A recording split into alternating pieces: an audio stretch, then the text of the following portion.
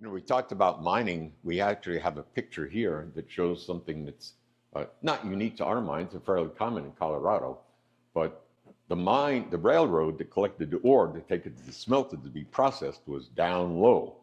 The mines tended to be up high, and the ore was brought down on an aerial tramway. Looks like a ski lift.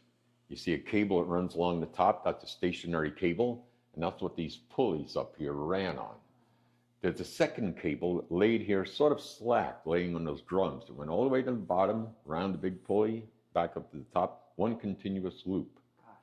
So when you had one of these at the mine and you filled it with ore, you took that lower cable and you put it in here and you locked this clutch down on it and you let her go. And the full buckets were heavy enough to pull the empty ones back up the other side. Wow, what a great idea. Operated on gravity, it was a mile long, really good engineering feat. Very smart. We got this bucket. Everything that was cast iron or wrought iron gets surface rust on it, it cleans up fairly easily, but the bucket was completely rusted away at the bottom. Sharp metal, dangerous to have. Right. We couldn't weld to it, we couldn't fix it, so we drilled the rivets out, put new steel on the bucket, put the rivets back in, and went up to the supermarket, got a bottle of hydrogen peroxide and a bottle of vinegar, mixed them together and sprayed it on a brand new steel. This is 10 minutes worth of rust on a brand new bucket. But it's safe to be around and it has the right appearance. That's great. That unique device beneath it is the original safe out of our Granite Falls State Bank. Wow. Extremely secure, works like the breech on an old gun. It's got two combinations, double time locks, 1904 vintage. This is the original safe, and the original bank is still our downtown bank, a block north of here. Wow. And if we shut it, we'd never be able to get it open. I mean, it's not just closing it, but doing all the steps to close it, because it's just like once it's closed, it's safe. It's safe. Do you have it set up so that no kids can come by and try to close it? Oh, they can close it. You just can't latch it. Yeah, right now we can put it in there. We can turn it like this. This locks, these lock in back of these teeth. Then you take the smaller crank and it cranks a pin that comes out on both sides.